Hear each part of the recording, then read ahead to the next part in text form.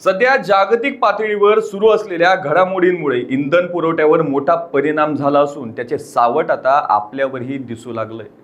राज्याचे अन्न व नागरी पुरवठा मंत्री छगन भुजबळ यांनी इंधन साठ्याबाबत अत्यंत महत्त्वाची आणि चिंता वाढवणारी माहिती दिली आहे। त्यांनी आपल्या देशाकडे पेट्रोल आणि डिझेलचा किती साठा शिल्लक राहिला याची माहिती दिली आहे। आमच्याकडे सध्या केवळ 1 महिना पुरेल इतकाच पेट्रोल आणि डिझेलचा साठा उपलब्ध आहे, असा खळबळजनक खुलासा भुजबळांनी केलाय। त्यामुळे आगामी काळात इंधनाची मोठी टंचाई निर्माण होणार का अशी भीती आता नागरिकांमध्ये पसरली आहे। पेट्रोल डिझेलची चिंता असली तरी राज्याकडे केरोसिनचा साठा मात्र भरपूर प्रमाणात उपलब्ध आहे, परंतु केरोसिन वाटपाची जी साखळी होती ती सध्या पूर्णपणे तुटली आहे।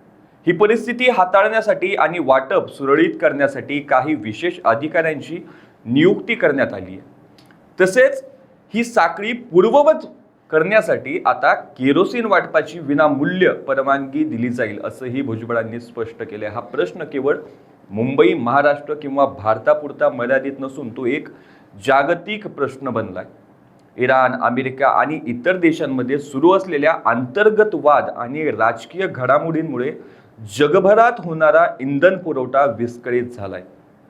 याचा फटका युरोपपासून जपानपर्यंत आणि अगदी अमेरिकेसारख्या महासत्तेलाही बसला असून तिथेही पेट्रोल डिझेलचे भाव गगनाला भिडले आहेत। या संपूर्ण पार्श्वभूमीवर पंतप्रधान नरेंद्र मोदी हे सातत्याने प्रयत्नशील आहेत। इंधनाची आवक सुरळीत सुरू राहण्यासाठी त्यांनी अनेक नवीन देशांशी संपर्क साधून चर्चा सुरू केली आहे। जागतिक संकट मोठे असल्याने आपल्यालाही थोडी अडचण सहन करावी लागू शकते, परंतु इतर देशांच्या तुलनेत आज तरी आपल्या भारताची परिस्थिती अतिशय चांगली आणि नियंत्रणात आहे, असा दिलासाही त्यांनी दिलाय। इंधन साठ्यासोबतच छगन भुजबळ यांनी पीएनजी गॅस पाईपलाईन बाबत नागरिकांना कडक इशारा दिलाय।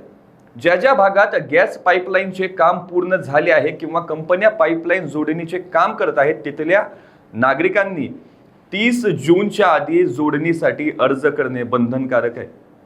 अशाच ताज्या अपडेट्ससाठी लोकाच्या टीव्हीला सबस्क्राईब करा आणि लाईक करायला विसरू नका।